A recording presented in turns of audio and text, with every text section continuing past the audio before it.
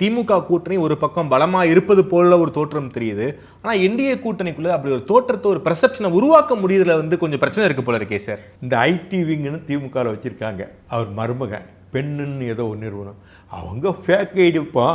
என்னுடைய ட்விட்டரில் பார்த்தா தெரியுனா ஒரு போஸ்ட் போட்டால், என்னை கண்ணாவினானே நீ முட்டாப்பையன்னு சொன்னால் கூட பரவாயில்ல, ரொம்ப கொச்சையாக வாய்க்கு வராத வார்த்தைகள் பேசுகிறாங்க.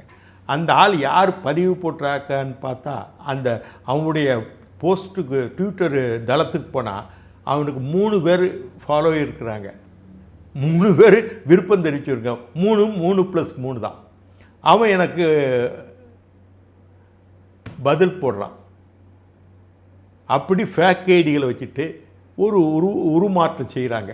இப்போது தேமுதிக 10 சீட்டுன்னு சொல்லிட்டு வந்தாச்சின்னு உள்ளே வந்துட்டாங்க. அவங்க விருகம்பாக்கம் கேட்குறாங்க, இவங்க கொடுக்க முடியாதுங்கிறாங்க. அவசரத்துக்கு எல்லோரும் வாங்க வாங்க பஸ் போகுது. இந்த அந்த கால டிக்கெட் போட்டாங்க இல்லையா, ஏவா வேலை சொல்லுவாங்க, சாத்தனூர் சாத்தனூர் சாத்தனூர், வேலூர் வேலூர் வேலூர், வாங்க வாங்க டிக்கெட் போட்டாச்சு. அது மாதிரி வாங்க வாங்க பஸ்ஸில் இறங்குன்னு என்டிஎஸ் பஸ்ஸில் ஏற்றிருச்சு. புரியுதா? இப்போ சிபிஎம் என்ன சொன்னால், எங்கள் சீட்டை குறைக்க முடியாது, தேமுதிக 10 சீட்டு கொடுத்தா எங்களுக்கு 6 சீட்டாக என்ன நியாயம்னு முரண்டு பிடிக்கிறாங்க. இதுக்கெல்லாம் என்ன பதில் சொல்ல போகிறாங்க?